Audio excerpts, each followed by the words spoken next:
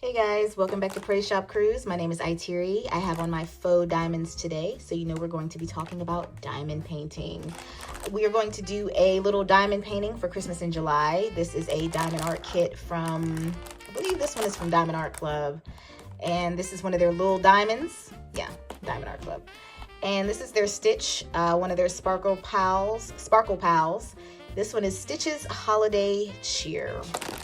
So I think I unpackaged this. I opened this in a previous video maybe, but I don't think I opened it all the way. So it comes with the Diamond Art Club Toolkit, which gives you a tray, a twist and pick wax pen, and some extra baggies and some extra wax. If you're not familiar with this kit, go to my Diamond Painting Diaries playlist and look up how I completely failed at using this the first time. I'll have to link that playlist below so you can see all the things that have happened on my diamond painting journey so far. But they give you this tray. I actually have this larger red tray that I'm gonna use for this project as well. I may use both trays. I'm gonna try to do this in just a couple of sittings. So I will keep my packaging for my diamond painting log. I haven't actually put that log together, but I am planning on it soon, hopefully before the year is out. I just keep saving stuff for it. This is the thank you card with the instructions on how to diamond paint. If you've never seen this from Diamond Art Club before, highly recommended website by anybody who's been diamond painting for any amount of time. They are the Mercedes of diamond painting, okay? They're the Mercedes company of diamond painting. So here are the gems. Looks like we have some numbers here. How many numbers do we have, y'all?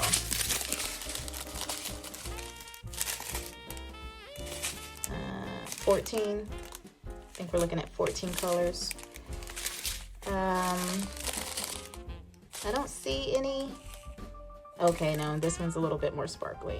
This drill here, Stitch's body color. Looks like it's gonna be a little bit more sparkly. Okay, there's gonna be a mixture of blues in his body color. That 14 and that 3 are also sparkly.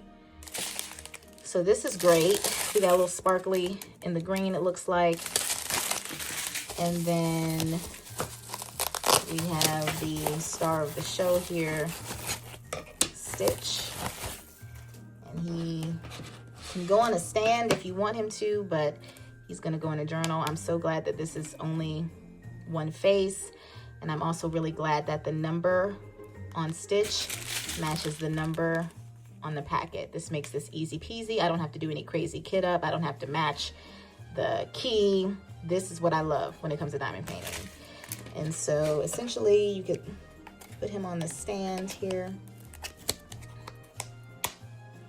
Okay, and he would stand up like this, okay? But he's gonna go in a journal. I'm gonna glue him to a journal. I'll put him on a stand when I'm done so y'all can see him. But I'm going to do this really quickly and then I'll show you the finished result for Christmas in July. I don't foresee myself doing many other Christmas in July diamond paintings just because time is not going to allow me. I have so many other things going on right now with all my channels, but this will be the first one. We'll see if I can squeeze another one in, but I really like this one. This is one of my favorite Christmas ones, so let's get busy.